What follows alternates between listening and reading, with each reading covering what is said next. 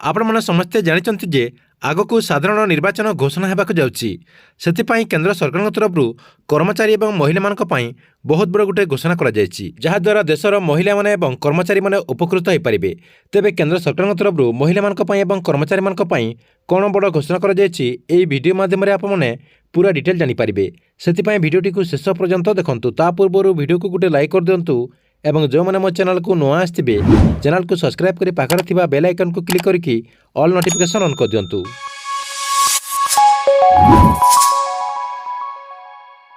ଗୁରୁବାର ଦିନ କ୍ୟାବିନେଟ୍ ବୈଠକରେ 6ଟି ପ୍ରମୁଖ ନିଷ୍ପତ୍ତି ଅନୁମୋଦନ କରାଯାଇଛି। ସେଥିମଧ୍ୟରୁ ଗୋଟିଏ ହେଉଛି ଯାହାକି ଆନ୍ତର୍ଜାତୀୟ ମହିଳା ଦିବସ ଅବସରରେ ମହିଳାମାନଙ୍କ ପାଇଁ ବହୁତ ବଡ଼ ଗୋଟିଏ ଉପହାର, ଯାହାକି କେନ୍ଦ୍ରମନ୍ତ୍ରୀ ପୀୟୁଷ ଗୋୟଲ କହିଛନ୍ତି। ତେବେ ଆସନ୍ତୁ ନଜର ପକାଇବା ଗୁରୁବାର ଦିନ କେନ୍ଦ୍ର କ୍ୟାବିନେଟ୍ ବୈଠକରେ ନିଆଯାଇଥିବା 6ଟି ନିଷ୍ପତ୍ତି ଉପରେ। ପ୍ରଥମ ଅପଡେଟ୍ଟି ଦେଖନ୍ତୁ। ଲୋକସଭା ନିର୍ବାଚନ ସହ କେନ୍ଦ୍ରୀୟ କର୍ମଚାରୀଙ୍କୁ ମୋଦି ସରକାର ବହୁତ ବଡ଼ ଗୋଟିଏ ଉପହାର ଦେଇଛନ୍ତି।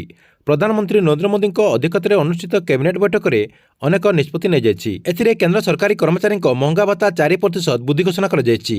କ୍ୟାବିନେଟ୍ ବୈଠକ ପରେ କେନ୍ଦ୍ରମନ୍ତ୍ରୀ ପୀୟୁଷ ଗୋୟଲ କହିଛନ୍ତି ଯେ କେନ୍ଦ୍ର କର୍ମଚାରୀମାନଙ୍କ ପାଇଁ ଯେଉଁ 4% ଡିଏ ବୃଦ୍ଧି କରାଯାଇଛି, ଏଥିପାଇଁ ସରକାରଙ୍କୁ ଚଳିତ ବର୍ଷ ଅତିରିକ୍ତ 15,014 କୋଟି ଟଙ୍କା ଖର୍ଚ୍ଚ କରିବାକୁ ପଡ଼ିବ। 4% ଡିଏ ବୃଦ୍ଧି ପରେ କେନ୍ଦ୍ରୀୟ କର୍ମଚାରୀମାନଙ୍କୁ ଦିଆଯାଉଥିବା ମହଙ୍ଗା ଭତ୍ତା 46%ରୁ 50%କୁ ବୃଦ୍ଧି ପାଇଛି। 2 ନମ୍ବର ପ୍ରସ୍ତାବଟି କ'ଣ ରହିଛି ଦେଖନ୍ତୁ।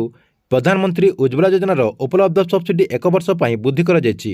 ଲୋକସଭା ନିର୍ବାଚନ ପୂର୍ବରୁ କେନ୍ଦ୍ର ସରକାର ବହୁତ ବଡ଼ ଗୋଟିଏ ନିଷ୍ପତ୍ତି ନେଇଛନ୍ତି। ଉଜ୍ଜ୍ୱଳା ଯୋଜନା ଅନୁଯାୟୀ ଏଲ୍ପିଜି ସିଲିଣ୍ଡର ଉପରେ ସବସିଡି 31 ମାର୍ଚ୍ଚ 2025 ପର୍ଯ୍ୟନ୍ତ ଉପଲବ୍ଧ ହେବ।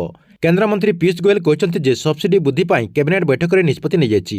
ହିତାଧିକାରୀମାନେ ଏଥର ଅଧିକ ଲାଭ ପାଇପାରିବେ। ଏଥିପାଇଁ ସରକାରଙ୍କୁ 12,000 କୋଟି ଟଙ୍କା ବର୍ଷକୁ ଖର୍ଚ୍ଚ କରିବାକୁ ପଡ଼ିବ। 3 ନମ୍ବର ଅପଡେଟ୍ଟି କ'ଣ ରହିଛି ଦେଖନ୍ତୁ। 5 ବର୍ଷ ପାଇଁ 10,37,192 କୋଟି ଟଙ୍କା ବ୍ୟୟବରାଦ ସହିତ ଜାତୀୟ ସ୍ତରରେ ଭାରତ ଏଆଇ ମିଶନକୁ କ୍ୟାବିନେଟ୍ ଅନୁମୋଦନ କରାଯାଇଛି। 4 ନମ୍ବର କ'ଣ ରହିଛି। 2024-25 ବର୍ଷ ପାଇଁ ସରକାର ର ଝୋଟ ପାଇଁ ସର୍ବନିମ୍ନ ସହାୟକ ମୂଲ୍ୟ ଏମ୍ଏସ୍ପିକୁ $285 $5,335କୁ ବୃଦ୍ଧି କରିଛନ୍ତି। 5 ନମ୍ବରରେ କ'ଣ ରହିଛି ଦେଖନ୍ତୁ। ସୁରକ୍ଷା କ୍ୟାବିନେଟ୍ କମିଟି ଭାରତୀୟ ସେନା ଏବଂ ଭାରତୀୟ ତଟରକ୍ଷୀ ବାହିନୀ ପାଇଁ 34ଟି ନୂତନ ALH ଧ୍ରୁବ ହେଲିକପ୍ଟର କିଣିବା ପାଇଁ ପ୍ରସ୍ତାବ ସ୍ପଷ୍ଟ କରାଯାଇଛି। 6 ନମ୍ବରରେ କ'ଣ ରହିଛି ଦେଖନ୍ତୁ। ଉତ୍ତର ପୂର୍ବ ଅଞ୍ଚଳର ଶିଳ୍ପାୟନକୁ ପ୍ରୋତ୍ସାହିତ କରିବା ପାଇଁ କ୍ୟାବିନେଟ୍ ବୈଠକରେ 10,037 କୋଟି ଟଙ୍କାର ଅନୁମୋଦନ କରାଯାଇଛି।